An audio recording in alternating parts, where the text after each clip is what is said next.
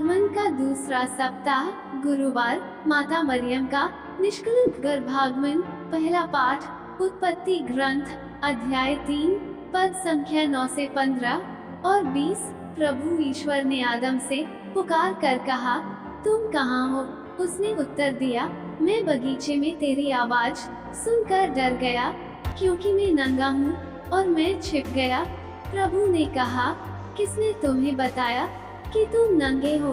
क्या तुमने उस वृक्ष का फल खाया जिसको खाने से मैंने तुम्हें मना किया था? मनुष्य ने उत्तर दिया, मेरे साथ रहने के लिए जिस स्त्री को तूने दिया, उसी ने मुझे फल दिया और मैंने खा लिया। प्रभु ईश्वर ने स्त्री से कहा, तुमने क्या किया है? और उसने उत्तर दिया, सांप ने मुझे बहका दिया और मैंने खा लिया।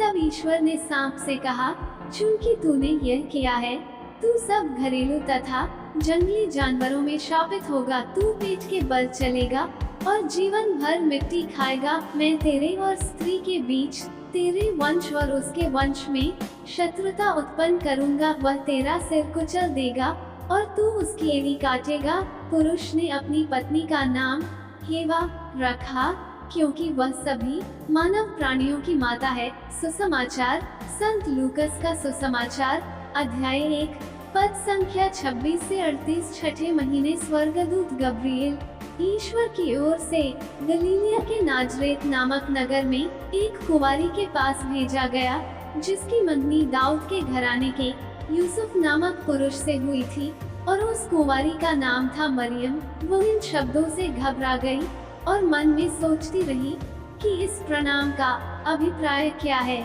तब स्वर्गदूत ने उससे कहा, मरियम, डरिए नहीं, आपको ईश्वर की कृपा प्राप्त है। देखिए, आप गर्भवती होंगी, पुत्र प्रसव करेंगी और उनका नाम ईसा रखेंगी। वे महान होंगे और सर्वोच्च प्रभु के पुत्र कहलाएंगे। प्रभु ईश्वर उन्हें उनके पिता दाऊद का सिंहासन प्रदान करेगा।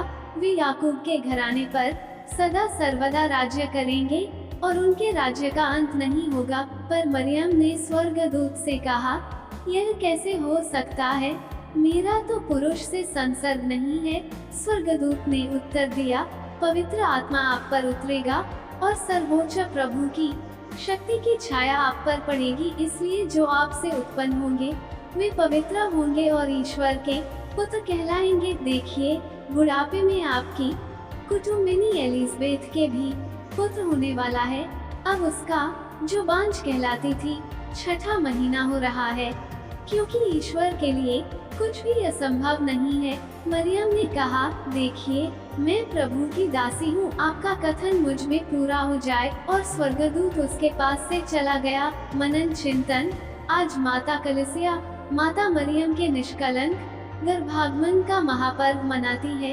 ईश्वर ने संसार से प्रारंभ से ही माता मरियम को संसार के मुक्तिदाता की मां बनने के लिए चुन लिया था। ईश्वर की यह योजना बहुत पहले से ही उनके मन में थी, और इसीलिए हमारा विश्वास हमें बताता है कि माता मरियम को शुरू से ही प्रभु ने पापों से मुक्त रखा था। यह एक तरफा निर्णय नहीं था, बल्कि प्रभु हमें अपनी योजना में सहभागी होने का बुलावा देने के साथ साथ उस निर्णय में शामिल न होने की भी आजादी देते हैं। जब हम प्रभु की योजना में स्वेच्छा से शामिल होने के लिए हाँ कह देते हैं, तभी प्रभु हमारे जीवन से संबंधित उस योजना में आगे बढ़ते हैं। माता मरियम के जीवन में हम देखते हैं कि उन्होंने ईश्वर की इच्छा पूरी करने के लिए स्वेच्छा से हाँ कहा। इसका मतलब यह था कि माता मरियम के उस जवाब के बाद जो भी परिणाम हो, वे उसका सामना करने के लिए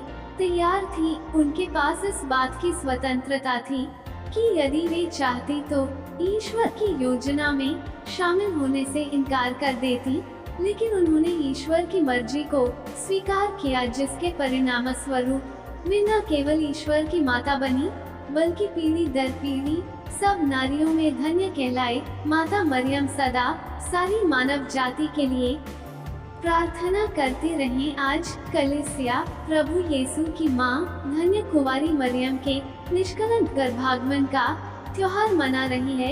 यिर्मयाह 1 से 5 में प्रभु नबी से कहते हैं, माता के गर्भ में तुमको रचने से पहले ही मैंने तुमको जान लिया, तुम्हारे जन्म से पहले ही मैंने तुमको पवित्र किया, मैंने तुमको राष्ट्रों का नबी नियुक्त किया। स्तोत्र अध्याय 139 पद संख्या 15 से 16 में स्तोत्रकार कहता है, जब मैं अदृश्य में बन रहा था, जब मैं गर्भ के अंधकार में गढ़ा जा रहा था, तो तूने मेरी हड्डियों को बढ़ते देखा, तूने मेरे सब कर्मों को देखा, वे सब तेरे ग्रंथ में लिखे हैं।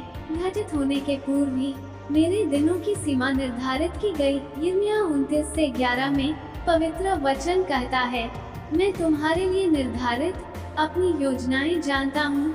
यह प्रभु की वाणी है, तुम्हारे हित की योजनाएं अहित की नहीं, तुम्हारे लिए आशा में भव्य की योजनाएं। पृथ्वी पर हमारा जीवन बहुत ही योजनाबद्ध रीति से प्रभु की सतर्क निगरानी में आगे बढ़ता है।